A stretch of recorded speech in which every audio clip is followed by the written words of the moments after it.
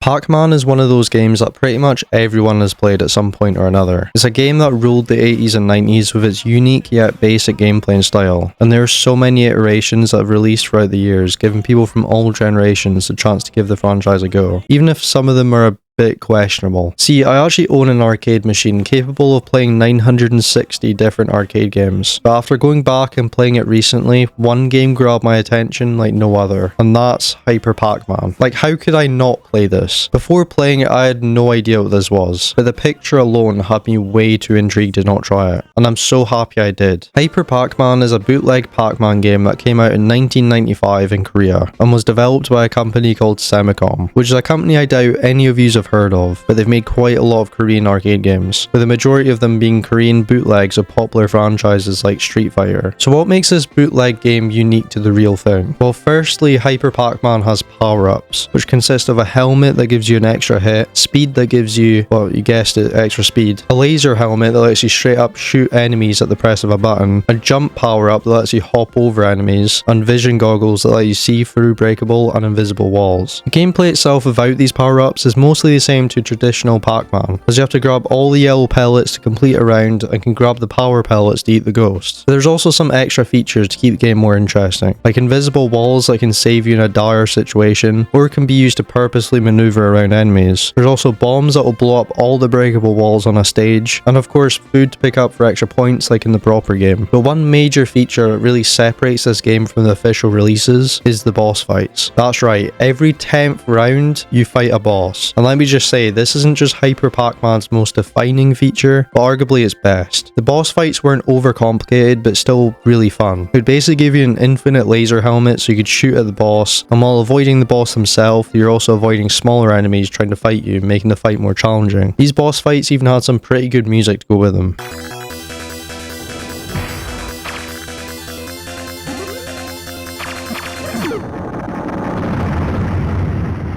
There are 3 boss fights in total, and after beating the 30th round and the boss fight that comes with it, you've beaten the game. So Hyper Pacman is a game that caught me completely off guard. I was going into it expecting a really bad knockoff Pac-Man game that would be more funny to play than actually fun. But in reality, this game is genuinely really well made. Yes, it's a bootleg, and looking back, I don't know how the hell they even got away with making this game in the first place, especially with Pac-Man the title. But the gameplay elements used here were actually great additions. Everything added really separated it from the official game, while also making the game more fun in the process, like the power-ups making for some varied gameplay, boss fights making the game feel more rewarding, and the invisible walls adding to the skill involved. In fact, there was even one major addition this game had that the official Pac-Man games lacked, and that's 2-player. The only Pac-Man game prior to Hyper Pacman that had 2-player was Miss Pac-Man on the SNES, which released in 1982. Surprisingly, the only one to have 2-player after that released a whole year after Hyper Pacman in 1996 with Pac-Man Arrangement, which is a huge missed opportunity by Namco, as 2-player in Pac-Man is really fun, and was especially fun when playing Hyper Pacman. But the official releases not having 2-player only made Hyper Pacman a more prominent game, despite being a bootleg. So overall, Hyper Pacman was actually a really good game that was arguably better than the official Pac-Man games at the time. And apparently the game was actually quite successful in Korea. Because of this, the game managed to have 4 sequels, one of which I also had in my arcade machine. But sadly, I didn't have the direct sequel, Hyper Pacman 2, which was renamed to New Hyperman, probably to avoid copyright. And this sequel took a completely different turn to the first. It's like the developers decided, instead of just changing the name to avoid copyright, let's just change the entire game while we're at it. In this game, instead of collecting all the pellets to win a round, your main goal is just to kill all the enemies. And to do this, you can now shoot all the time without needing power-ups, which have now been removed from the game. Enemies have also been changed completely, as they now have a level system and health, making them harder to kill as you progress. And instead of just ghosts, you now fight Pac-Man's true arch enemies, like armadillos, penguins, and of course the infamous enemy that all true Pac-Man fans should know, green slimes. But at least this game still had boss fights, even if it was a bit more brutal this time around. This game was just a full-on Pac-Man arena shooter, and honestly I'm not even 100% sure it really exists. But overall, I'm not exactly gutted that this one wasn't on my machine, even if it is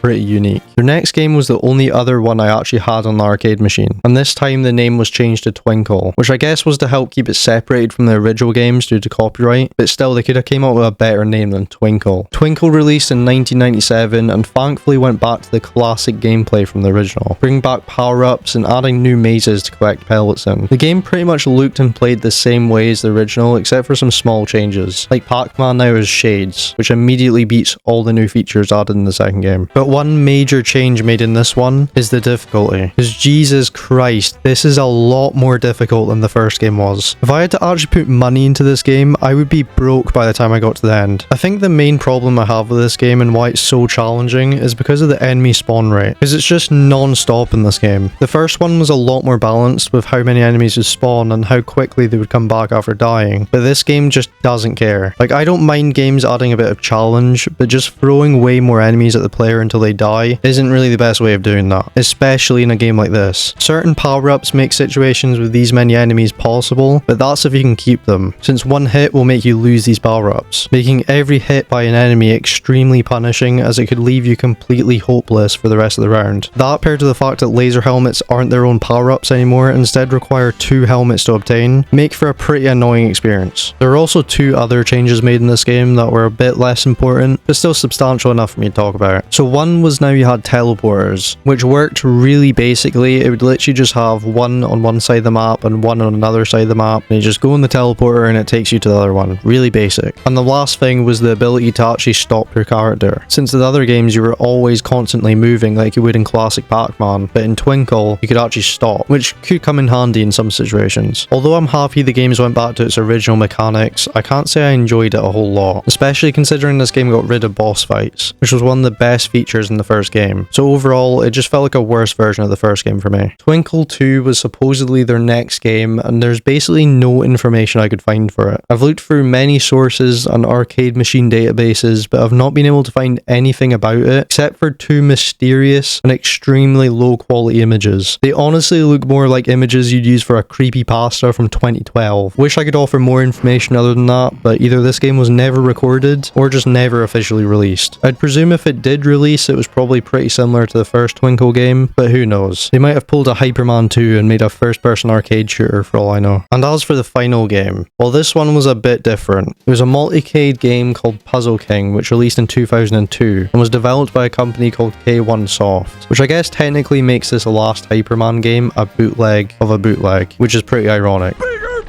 But what's even more ironic is after all that time Semicom spent trying to separate Hyperman to the real thing, this version ended up being called Pac-Man 2, which just couldn't be more blatant. Puzzle King also came with a critically acclaimed new Hyperman, a knockoff Tetris, and a game called Snow. And after searching far and wide for footage of this game, I eventually found some from a channel called The Galaga King, who was the only channel I could find with any footage of this game. In Pac-Man 2, you could choose from 5 different characters, none of which were Pac-Man. Instead, we've got iconic characters like Quack, and of course, how can we forget Blue the Pig. The game seemed to have very similar mechanics to the first game, with some reskin power-ups that would work the same way, and different enemies that also would work the same way as ghosts normally would. The only real differences I could see were pipes you could stand on that would transport you to another pipe, which was basically a reskin version of what was in Twinkle with the teleporters, and some spikes that would come up and down every now and again on certain levels. I have no idea how long this game is, or if it even has boss fights, since there's not enough footage to work with, but I still thought I'd mention it since I found it funny how after all these years of avoiding using the Pac-Man name, this other company ends up just bootlegging it and calling it Pac-Man anyway, which just ends the Hyper Pacman saga beautifully, as it's truly went full circle. So yeah, that's about it. This is a pretty spontaneous topic since I just so happened to come across this game while playing my arcade machine, and after deciding to find out more about it, I just fell into this endless rabbit hole that I had to make a video on. But I hope you guys enjoyed it, and at the very least found it somewhat interesting. Also, I want to give a massive shout out to this channel, Aaron Monroe. Without them, this video would probably just be me talking to a black screen, because there's not much footage of these games out there to use. Same with the Galaga King, as they're the only person who actually had footage of Puzzle King. So if you like watching obscure retro games, I would definitely recommend checking out both their channels. So yeah, tell me what you think about Hyper Pacman in the comments, and like the video for more stuff like this. And hopefully I'll see you in the next one.